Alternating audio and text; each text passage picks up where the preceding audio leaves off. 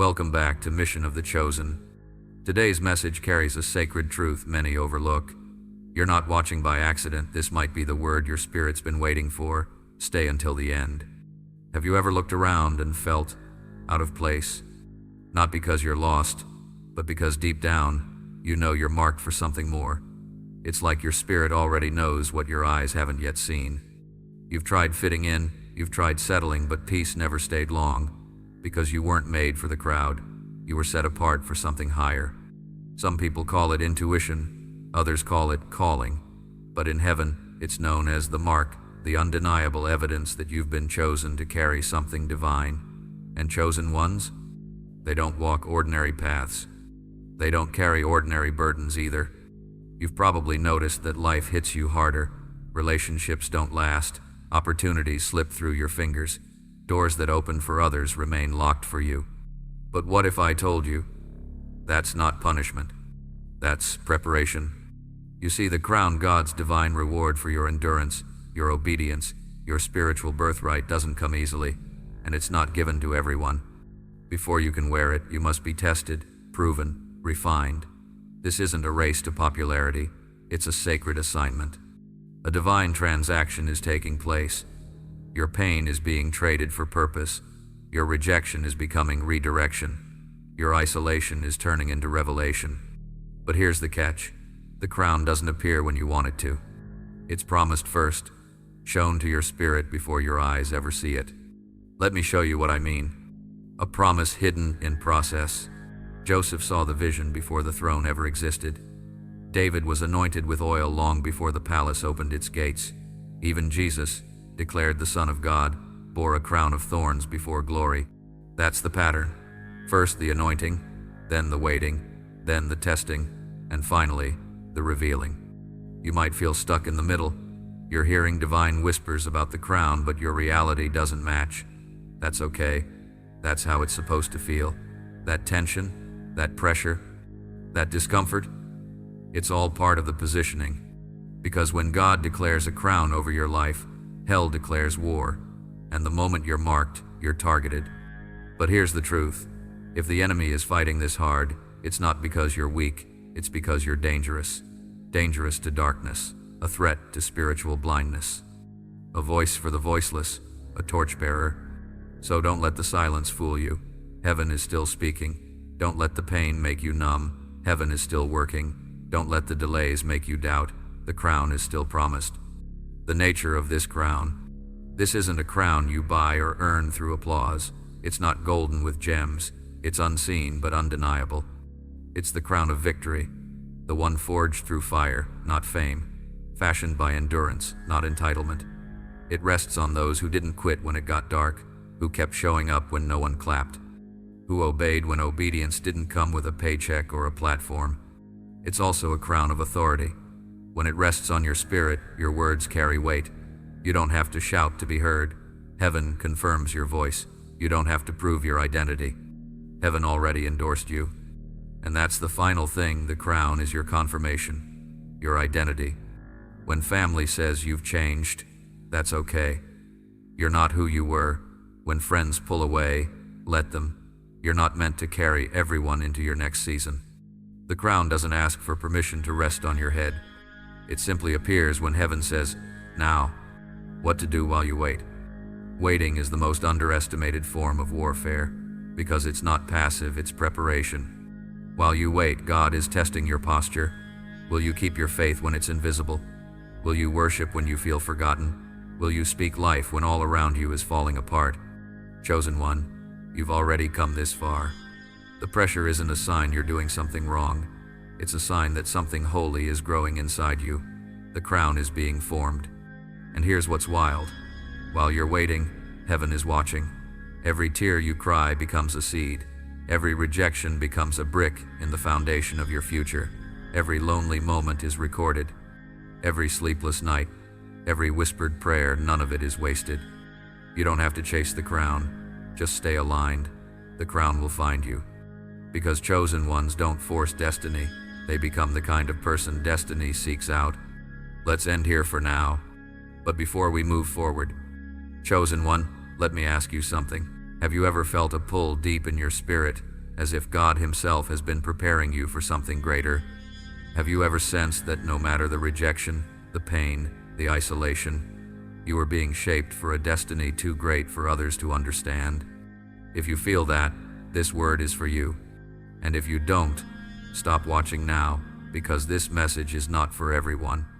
This is for the chosen ones, the ones God has handpicked, the ones heaven has crowned before the world even knew their name. Chosen one, the Lord says, I will gift you my crown. This crown is not made of gold or jewels. It is a crown of victory, of authority, of divine inheritance.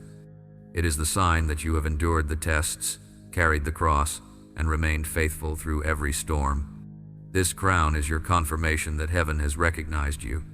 The fact that you are here hearing these words at this exact moment is no accident. It is divine timing. This message found you because heaven is ready to reveal something greater. Before we go deeper, declare your confirmation in the comments. Write 1 as a sign of your faith. And don't forget subscribe, tap the bell, and share this with another chosen one who needs to hear about the crown God has promised. Let's go deeper. You've sensed something sacred resting over your life. You may not have words for it, you may not have proof of it, but in the quiet places of your soul, there's a knowing. That knowing is the echo of a promise. You haven't seen the crown, but you've felt its weight. You wake up with a burden that doesn't match your circumstances. You carry wisdom no one taught you. You discern danger before others sense it. You crave solitude not because you're broken, but because your spirit needs room to breathe. These are not coincidences.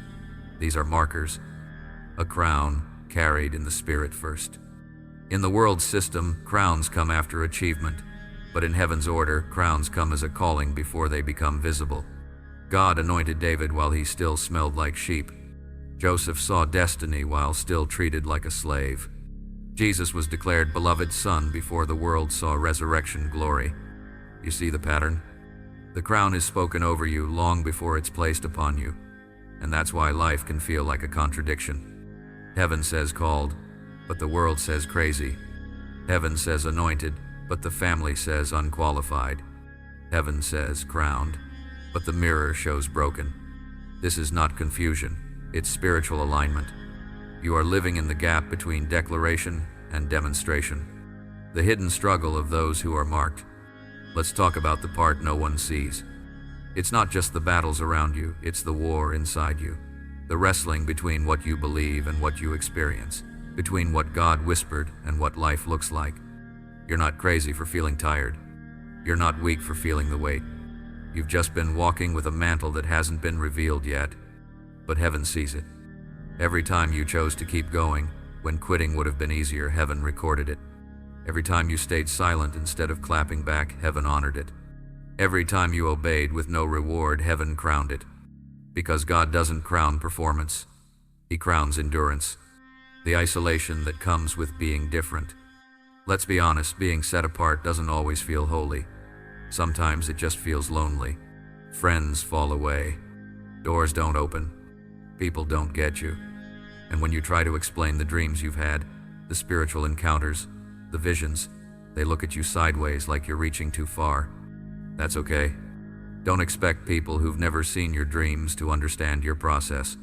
Joseph's brothers laughed. David's brothers dismissed him. Even Jesus' hometown questioned his authority. You're not the only one who's been misunderstood. But here's the thing. You're not meant to be relatable. You're meant to be set apart. And yes, that comes with a price. The enemy sees what's coming, so he tries to break you early. Ever wonder why the attack started so early in your life? Why you've carried trauma from a young age? Why betrayal seems to follow you? Why doors close right before breakthrough? It's not random. The enemy doesn't waste energy. He doesn't fight those without purpose. If he's been after you this long, it's because he sees what's ahead. And he knows something most people around you don't.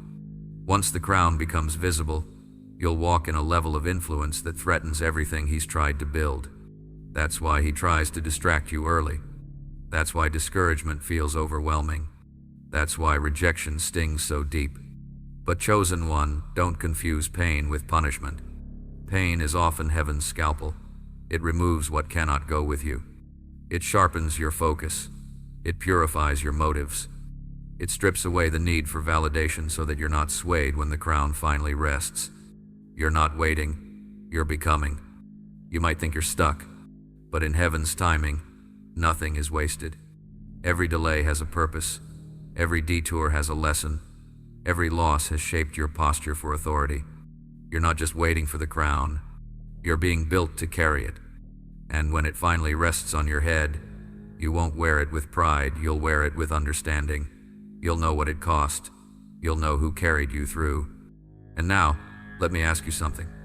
Have you ever felt a pull deep in your spirit as if God Himself has been preparing you for something greater?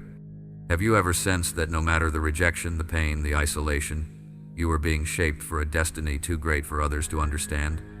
If you feel that, this word is for you. And if you don't, stop watching now, because this message is not for everyone. This is for the chosen ones, the ones God has handpicked, the ones heaven has crowned before the world even knew their name. Chosen one, the Lord says, I've seen you cry in silence, and I've called you anyway. I've watched you worship in brokenness, and I've marked you still. Your crown is not delayed, it's developing. And when I place it on you, the world will understand what I already confirmed. This moment right here is not coincidence, it's confirmation. So before we go deeper, declare your faith in the comments. Write 1 if you know this word was for you. And don't forget, subscribe, tap the bell, and share this with another chosen one who's walking unseen with the weight of a coming crown. There's a moment in every chosen one's journey where the unseen begins to speak louder than the visible. Not in conversation, not through a preacher, but through dreams. Not the kind born of wishful thinking, but the ones that grip you, shake you, follow you into the morning like a shadow that refuses to disappear. Dreams where you're somewhere unfamiliar, yet everything feels designed for you. Dreams where you're walking in boldness while the world around you stays quiet. Dreams where you aren't running from your calling, you're ruling in it. You didn't invent that. You received it. Dreams as blueprints. God rarely introduces you to your destiny in daylight. He reveals it when your defenses are down, when your heart is still enough to listen. That's why He chose dreams to show Joseph the throne, long before chains ever touched his wrists. That's why He gave instructions to protect baby Jesus, not through prophets in temples, but through dreams to a carpenter. Heaven trusts dreamers, because dreamers carry blueprints long before the building begins. And if you've ever woken from a dream feeling like you just lived something eternal, you've touched the edge of a truth heaven is preparing to unfold. Why the timing doesn't match. The most difficult part of receiving a prophetic dream, living in a reality that looks nothing like it. You see victory while you're surrounded by defeat. You dream of honor while feeling humiliated. You glimpse influence while stuck in isolation. This isn't contradiction, it's confirmation.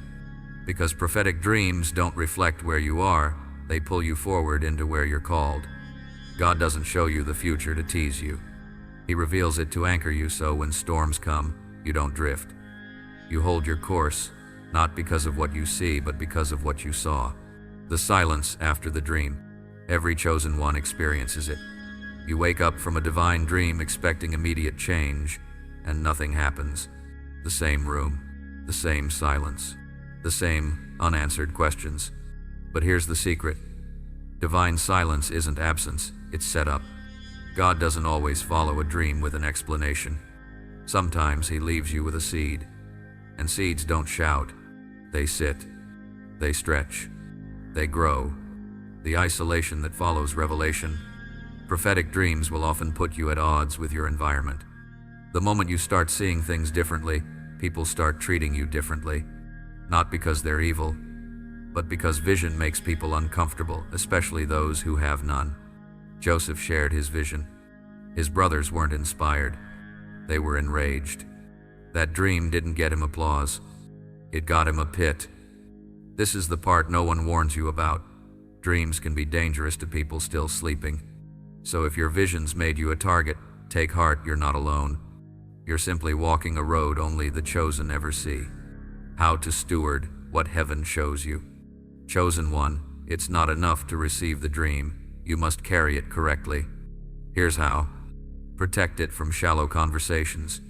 Pray into it instead of obsessing over it. Write it down, even if you don't understand it yet. And above all, live like it's already true. Because when God shows you something, He expects your walk to start aligning, even if your world hasn't caught up yet. Dream symbols that often appear in callings. If you've ever seen these in your dreams, pause and reflect. Crossing thresholds or doors, transition into assignment. Climbing or flying, spiritual acceleration or calling. Fire, purification or divine presence. Royal clothing or crowns, identity and authority. Battles, spiritual warfare confirming significance. Children, birth of new purpose, creativity or ministry. Heaven doesn't speak in riddles, it speaks in patterns. The dream is never random, it's a language, and once you start decoding it, you'll realize God has been speaking more than you've been listening. So what now? You don't need to explain your dream to everyone. You don't need validation for what heaven already confirmed. You just need to carry it faithfully until the day it no longer looks like a dream, because you're standing in it. And here's your hook to hold on to. There are people who only see what's in front of them. But you've already walked through your future in the dark. And that makes you dangerous to doubt. Because what you've seen, you can't unsee. And what God whispered while the world slept will soon speak so loudly, no one can ignore it. You've had them. Moments that shook you. Moments no one else saw, but you never forgot. Moments when something spiritual pierced your physical world and you knew it wasn't your imagination. That silent night where peace wrapped around your chest like armor. That morning when you heard a voice so gentle, yet it shook your entire being. That moment when your spirit caught something your eyes didn't light, presence, or just wait. This is what heaven does when it refuses to be silent. These are spiritual encounters, and they're not reserved for prophets. They're not reserved for the perfect. They come to the chosen. Encounters are heaven's way of saying, I see you. You weren't hallucinating. You weren't being too emotional. You weren't making things up. Heaven saw your breaking point and stepped in. Because divine assignments often come with divine visitations. Think about it. Moses saw a bush that burned but didn't burn out, and it turned his fear into a mission. Isaiah stood in the presence of glory and left Mark to speak. Paul was blinded by light on the road to destruction and woke up with a purpose that rewrote history. Encounters don't come to entertain you. They come to change you. Not every encounter feels like a miracle. Sometimes they feel like stillness after chaos. Sometimes like a whisper in the middle of fear. Sometimes like a chill down your back when no one else is in the room. They're subtle, but they shift everything. And after they happen, you can't go back to life as usual. You might try, but your spirit won't let you. Because once you've encountered the real, the fake becomes unbearable. Why? It happens in the dark. Have you noticed? Most encounters don't happen when things are easy. They come when your heart is crushed. When the waiting is too long. When you feel forgotten, left behind, invisible. That's when the veil gets thinner. Because brokenness opens you. Desperation silences the noise. And when all you have left is hunger, heaven responds. So if your deepest encounters came during your hardest seasons, don't resent those seasons. God used them to meet you in ways comfort never could. The risk of dismissing the supernatural. Too many chosen ones silence the supernatural because it makes others uncomfortable. They explain away the encounter. They call it emotion. They minimize what marked them. But chosen one, if heaven trusted you with an experience, honor it. You didn't imagine that dream.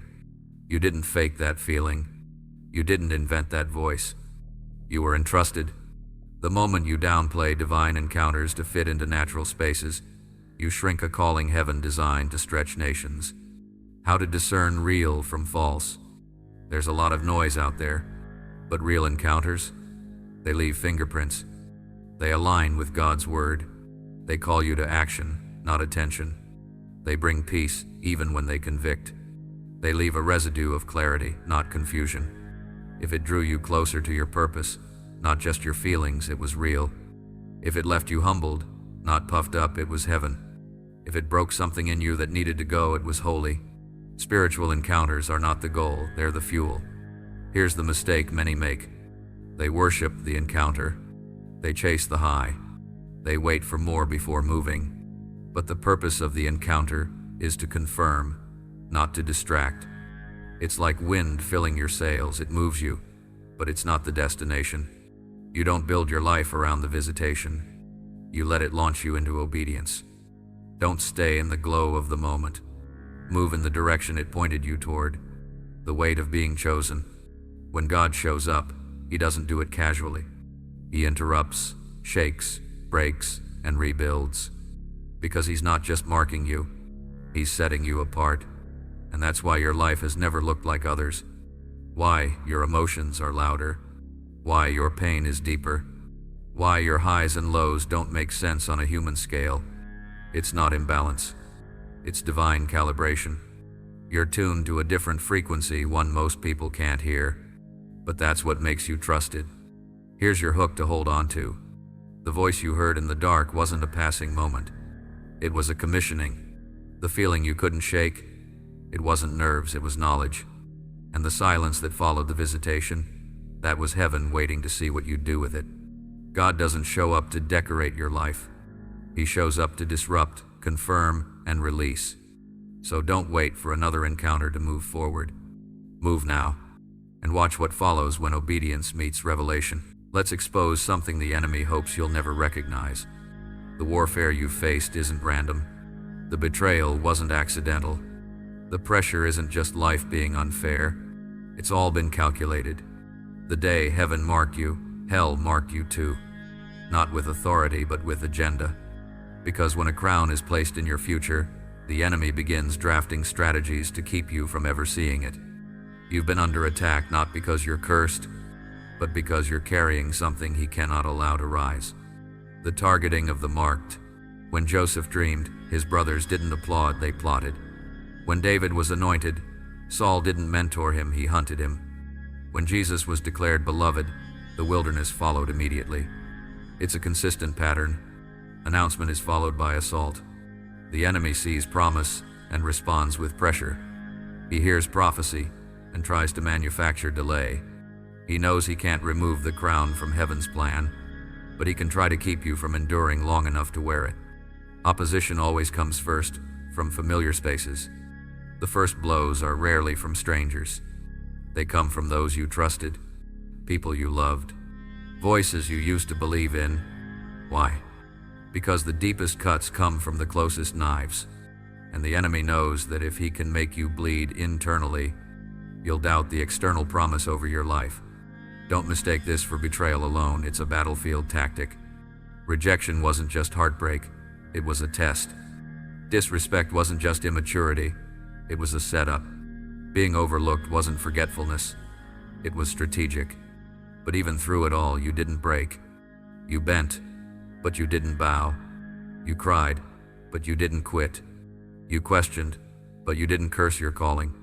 And that's why you're still here. When hell overplays its hand, sometimes the enemy gets so aggressive, he forgets something important. You're not fighting alone. Every time you were thrown into a spiritual pit, heaven took note. Every time your name was dragged, your destiny was still advancing. Every time you were pushed down, your foundation got deeper. And just like Joseph, just like David, just like Jesus, the very thing meant to destroy you became the proof that you were exactly who heaven said you were. That's the irony. The enemy's resistance validates your royalty, because no one fights what doesn't threaten them. No one tries to break what isn't valuable, and hell doesn't wage war against people going nowhere. The cost of being called. Chosen one, hear this with clarity. The weight of your warfare reveals the weight of your crown. If your battles have felt unbearable, it's because your destiny is undeniable. Some people are called to influence a room. You've been called to shift generations. And generational impact demands generational testing. So if your life feels like it's had to survive more than most, you're right. You have. Because heaven placed something in you that history requires. And hell will use everything it can to abort it before it matures. But it's too late now. You've come too far. You've cried too many times. You've endured too much to back out now. You are not cursed, you're confirmed. This has to be said. Rejection isn't a sign you missed God. Betrayal isn't evidence you took the wrong turn. Delay isn't punishment. They're all indicators that the crown you carry is uncommon. And uncommon crowns demand uncommon crushing. But if you've survived the shaking, if you're still breathing despite what tried to bury you, then guess what? You're not broken. You're not behind. You're being refined for visible glory. How to walk through the fire without losing your mind. The enemy's greatest weapon isn't force, it's frustration. He wants to wear you down with slow warfare. Delays, distractions, emotional spirals, self-doubt. Here's how you fight back. Stay rooted in what God already showed you. Don't rewrite the vision because life got loud. Guard your peace like a warrior. It's not passive, it's armor. Speak out what heaven said in secret. Your words carry authority, even when whispered. Don't negotiate with chaos. Not every fight deserves your attention. Some battles are traps, not tests. Know the difference. Here's your hook to hold on to. Opposition is never the enemy's final move, it's his loudest panic. If the attacks have intensified, it's not because you're falling. It's because you're approaching revelation. The closer the crown, the harder the conflict. But here's what hell forgot. You were built for this. Your roots go deeper than your wounds. And your crown isn't coming. It's already been spoken. All that's left is for the world to see what heaven has already confirmed. No one receives the crown without carrying the cross.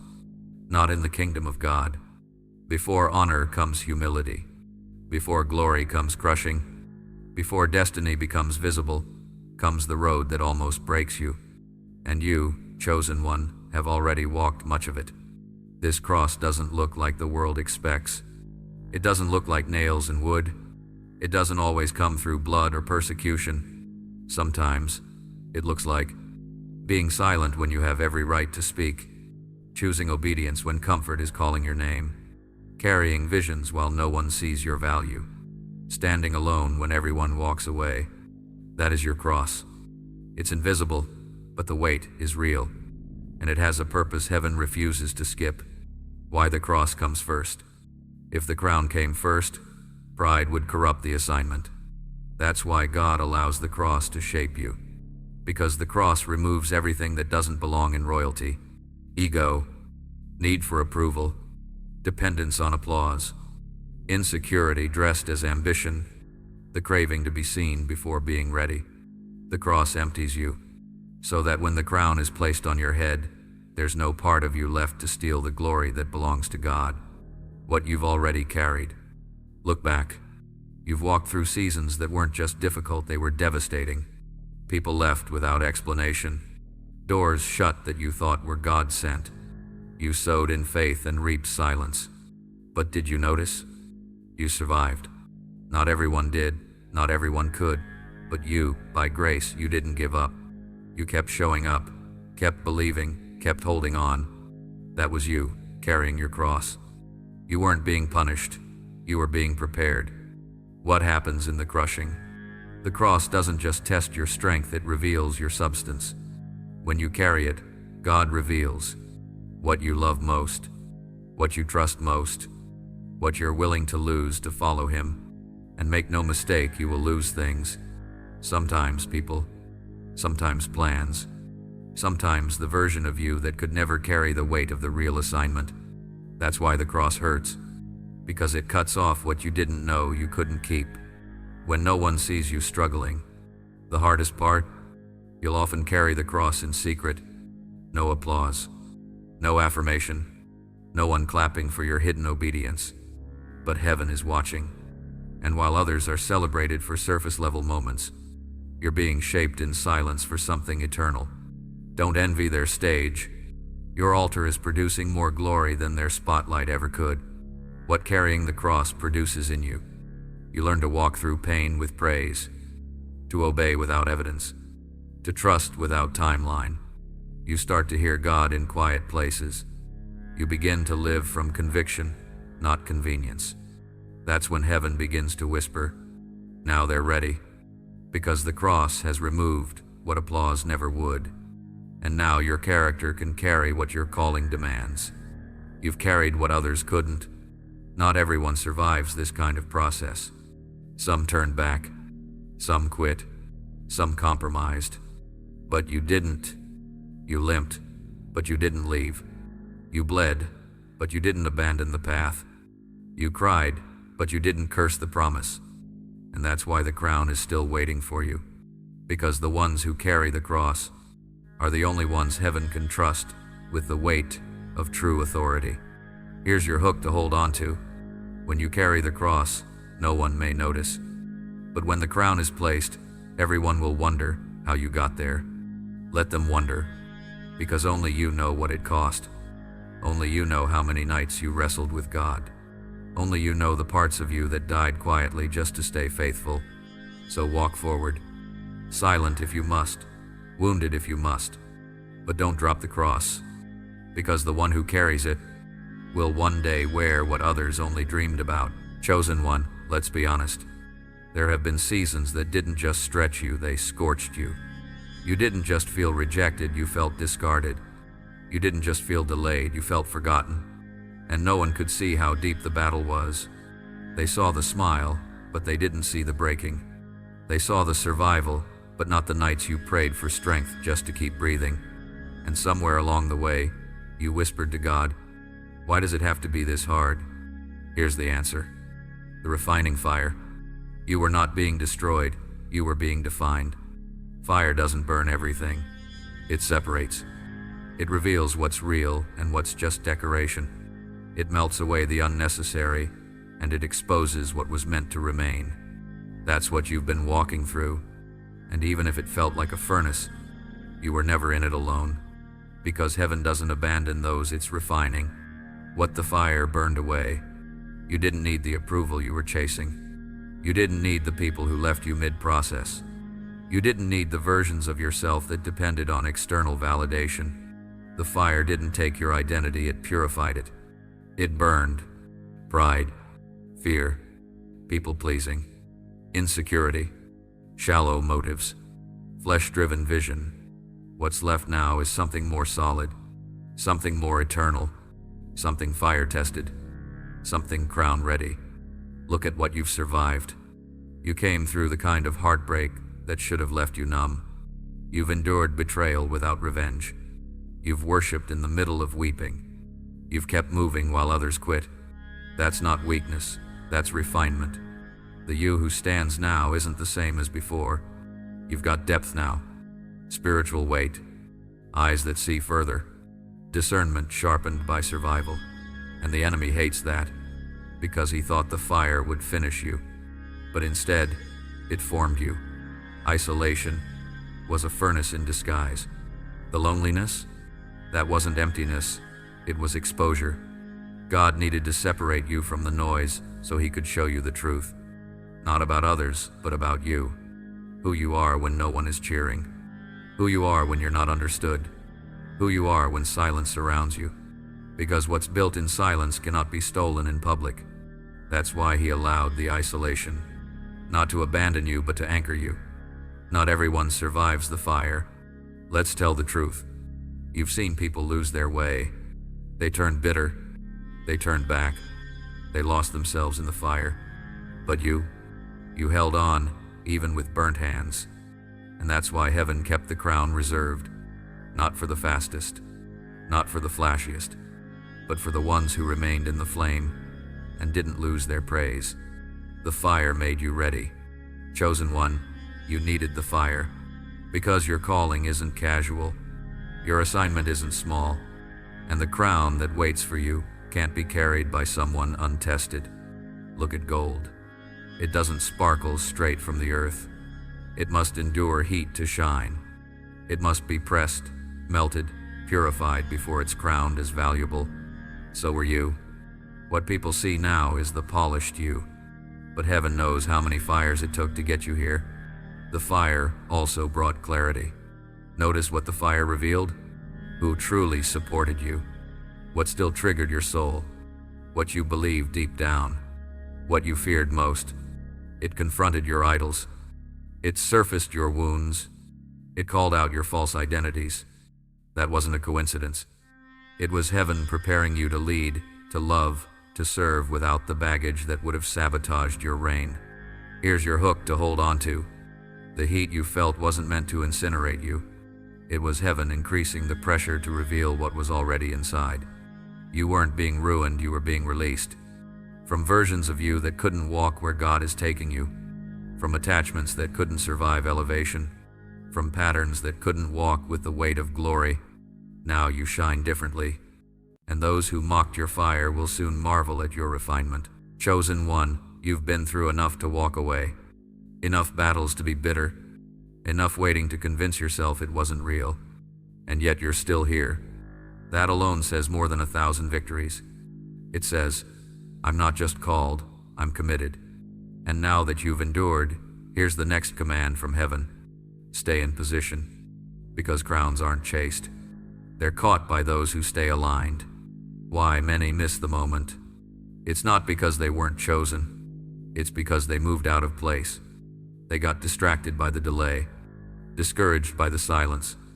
Drained by comparison. Disoriented by voices that never heard what heaven said about them. Don't let that be you. You're too close. Too anointed. Too appointed to forfeit what fire has prepared you for. So how do you stay ready? 1. Guard your faith. Not your feelings. Your faith. Because faith is your anchor when clarity isn't available. When days blur into each other. When God seems quiet. When the warfare increases right before the promise. That's when your faith must speak louder than your fear. Stand on what He said, not on what you see. Speak the vision, even if it looks impossible. Praise in advance. Declare in the dark. Your crown will rest where faith refused to fall. 2. Stay obedient when it feels pointless. Obedience isn't glamorous. Sometimes it looks like consistency without applause. But every time you obey when no one's watching, when no one understands, you are building spiritual credibility. You're proving that God can trust you with authority because you didn't just follow instructions when it felt good, you followed them when it felt like sacrifice. Think of Noah. He built in the dry season. He obeyed when the skies were silent. That's what you're doing when you obey in obscurity. You're building for a flood of promise. 3. Protect your peace. Peace is not passivity, it's a weapon. The enemy doesn't always come to destroy your calling. He often comes to disrupt your focus. If you lose your peace, you'll stop hearing clearly. You'll start reacting instead of responding. You'll move from vision to survival. So guard it. You don't have to respond to every attack. You don't have to engage every argument.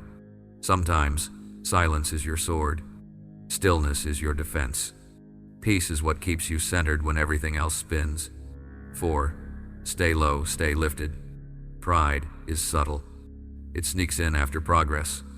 It grows in secret, fed by attention, applause, or even your own breakthroughs. But chosen one, your crown isn't for ego. It's for assignment. Humility is your covering. And if you wear it well, no platform can destroy you. Remember, Jesus washed feet before He sat at the right hand of God. David played harp before he ruled a nation. Joseph served others before he governed Egypt. The path to the throne always passes through the towel. 5. Keep tending your encounters. Don't treat what heaven gave you casually. If you've had dreams, revisit them.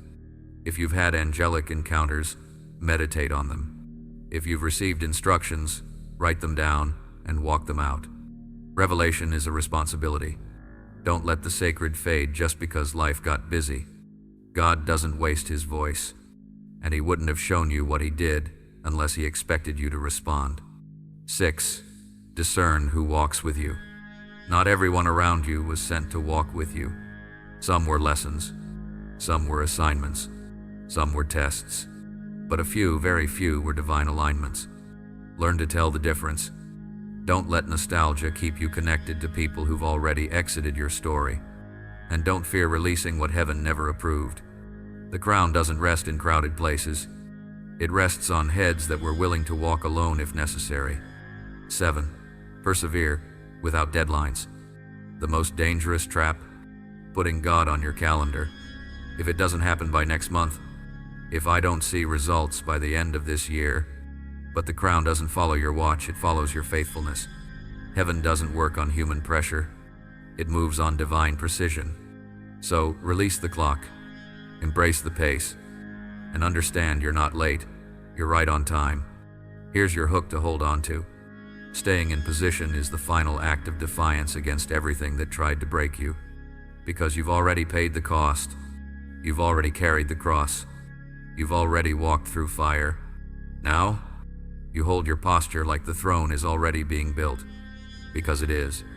Let others run in circles. Let others fumble with distractions. You stay anchored. You stay faithful.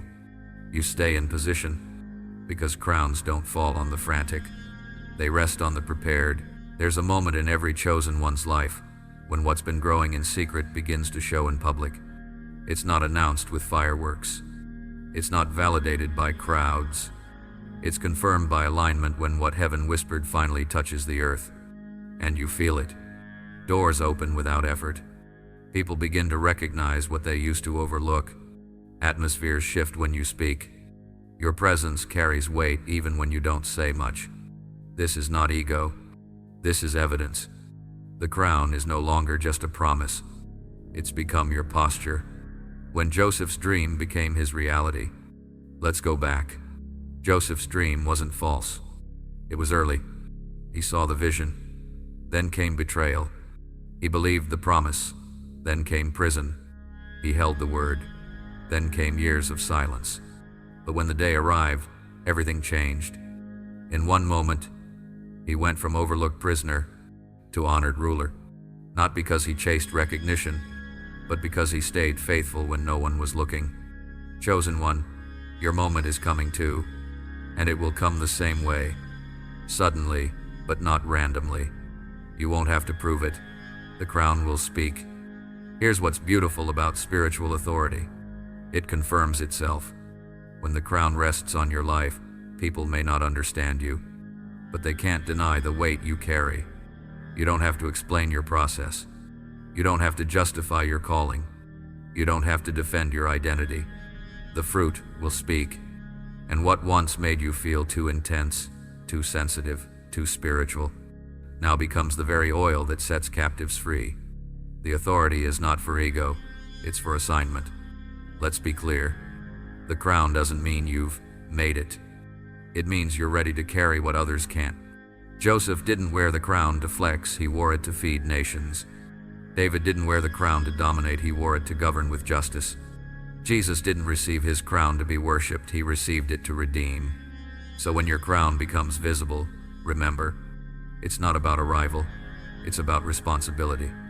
It means you're being trusted with the kind of authority that shifts generations. Your crown will shift environments. When authority rests on you, it doesn't just affect your life, it ripples outward. Suddenly, environments that once resisted you will begin to respond to you. People who doubted you will now seek your wisdom. Rooms you were excluded from will begin to request your presence. But hear this, don't let the new access change your posture. Let it deepen your humility. Because the more people are drawn to your crown, the more you must anchor your heart in who gave it to you. What once crushed you, you'll now command. This is the full circle moment. You'll look back and see, the very pit that was supposed to bury you became your launching point. The very pain that broke you gave you language for healing others. The very fire that tested you now glows behind you as proof that you're refined. The crown doesn't erase your past. It puts it in context. And what once felt like torment will now look like preparation. Not just for glory, but for impact. Others will be blessed because you endured. Here's what makes this part sacred. Your crown is not just for you. It's for your family, your community, your bloodline, your region, your generation. Joseph's obedience fed a nation. David's courage united a kingdom. Jesus' surrender opened eternity. So when your authority becomes visible, remember this is legacy in motion. The favor on your life isn't random. It's strategic. Your obedience will bless people who may never know your name, but will live in the freedom your yes created. Here's your hook to hold on to. The same people who questioned your wilderness will witness your crowning. The same rooms that closed on you will open without knocking. The same voice that trembled under pressure will now command without fear. Because you didn't just survive the process. You became the proof that the process works. The crown is no longer just a promise. It's your posture. It's your assignment. It's your confirmation. And the world is about to see what heaven settled long ago. This isn't just a message. This is a mantle. You've walked through the waiting. You've carried the cross.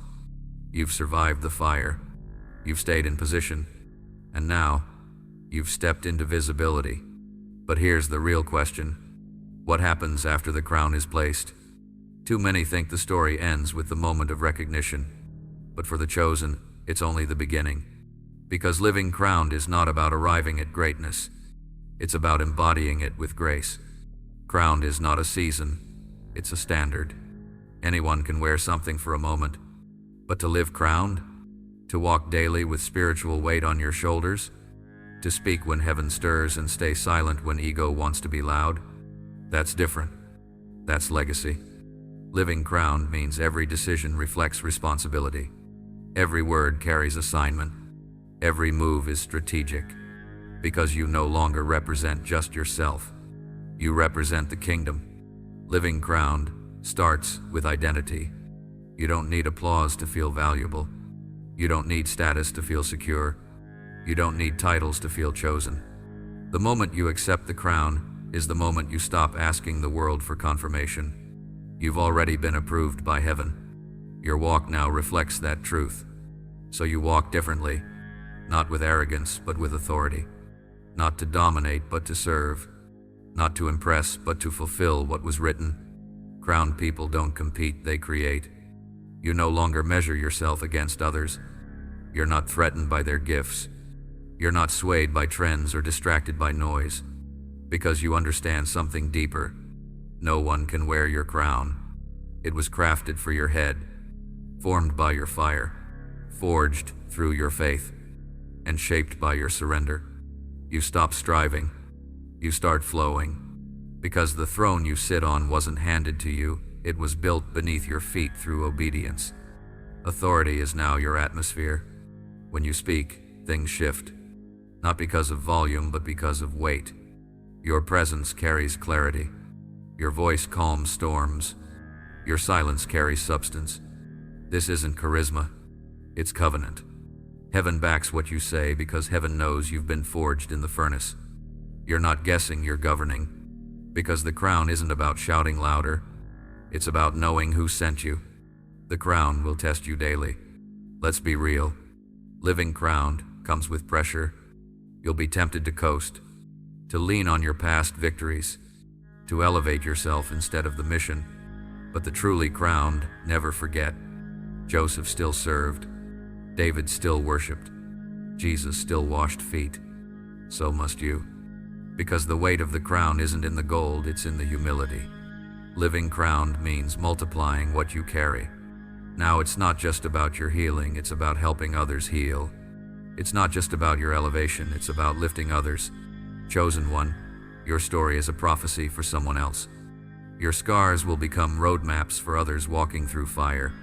Your faith will break ceilings for those who've never seen sky. Your crown isn't your finish line. It's your platform to release freedom. You are now a walking revelation, a mobile altar, a visible sign that God finishes what He starts. This is your hook to hold on to. Living crowned isn't about being seen. It's about being sent. It's not about who notices you. It's about what shifts when you enter the room. So walk with reverence. Speak with power. Move with purpose. Because from this moment forward, the weight you carry isn't just personal, it's prophetic. And as you live crowned, may every step echo this truth. Heaven chose me. Earth will see it. Eternity will remember it. Conclusion. The commissioning. You've walked with me through the valleys and up the mountains.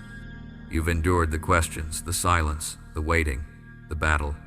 Now the crown rests. But don't just wear it, live it. Live like you're chosen. Lead like you've been refined. Love like you, carry legacy, and serve like eternity is watching, because it is. You're not who you used to be, and you'll never walk the same again. Chosen one, this is your time. Not to perform, not to impress, but to reign with mercy, to lead with wisdom, to love with power, and to live as one who has been crowned. If this message spoke to your spirit, declare it. Drop your prophetic number in the comments. 777 for divine completion, 444 for angelic alignment, 333 for kingdom confirmation, 999 for breakthrough release. And don't keep this word to yourself. Subscribe, tap the bell, and share this video with another chosen one walking toward their crown. They may be in the fire now, but with this word, they'll know the crown is near.